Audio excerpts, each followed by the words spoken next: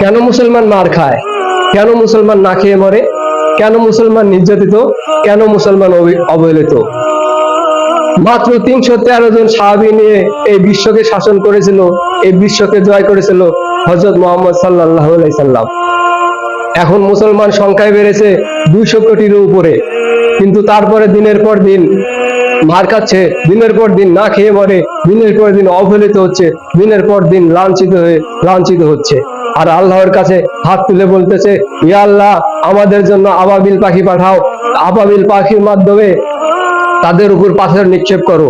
আমি বলছি, আপনি শুনে রাখুন, মহান আল্লাহ তাআলা যদি আবাবিল পাখি পাঠায়, তবে আমার বিশ্বাস তারা ওই ইহুদি খ্রিস্টানদের কাছে পাথর ছোড়ার আগে মুসলমান জাতির উপর পাথর ছুড়বে, আগে মুসলমান জাতিকে ধ্বংস করবে, তারপরে ইহুদি খ্রিস্টানদেরকে ধ্বংস করে নতুন প্রজন্ম দান করবে। কেন? আপনার এমন কোনো গুণ নাই, আপনার এমন কোনো গুনাহ নাই যার মধ্যে মুসলমান ডুবে নাই। সুদ, ঘুষ, জেনা, ব্যভিচার, পরনিন্দা, গীবত, হত্যা, এমন কোন শিরক, বিদআত, এমন কোন গুনাহ নেই যে গুনাহের মধ্যে মুসলমান ডুবে নাই। আর আপনি এখন মার খাচ্ছেন, আর আপনি আল্লাহকে বলতেছেন, আল্লাহ আবাবিল পাখি পাঠাও। আল্লাহ যদি আবাবিল পাখি পাঠায়, আপনি সাবধান হন, আগে মহান আল্লাহ তাআলা আপনার উপর পাথর নিক্ষেপ করবে, তারপরে নিক্ষেপ করবে ওই ইহুদি খ্রিস্টানদের উপর। মহান আল্লাহ তাআলা বলছেন সূরা মাইদা আয়াত নাম্বার 45, কেউ যদি কাউকে হত্যা করে তাহলে হত্যার বদল হত্যা, কেউ যদি কারো চোখ নষ্ট করে দেয় তাহলে চোখের বদলে চোখ। এটাই মহান আল্লাহ তাআলার ফায়সালা। কিন্তু আপনি কি করছেন?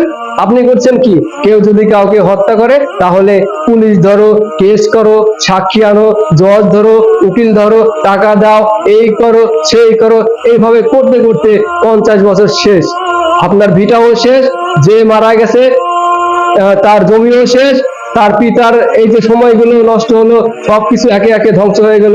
এই জঘন্য ফায়সালা কি আল্লাহর? না, আল্লাহর ফায়সালা কি ছিল? হত্যার বদলে হত্যা, চোখের বদলে চোখ। কিন্তু আমরা সমাজ, আমরা আমাদের বিশ্ব, আমাদের পরিবার, আমাদের নিজেকে আমরা আমাদের মন গড়া বিধান অনুযায়ী, মন গড়া আইন অনুযায়ী পরিচালনা করতেছি। আর এই বিপদে পড়েছি, এই বিপদের মুহূর্তে বলতেছি আল্লাহ আবাবিল পাখি পাঠাও। আল্লাহ কখনো আবাবিল পাখি পাঠাবে না।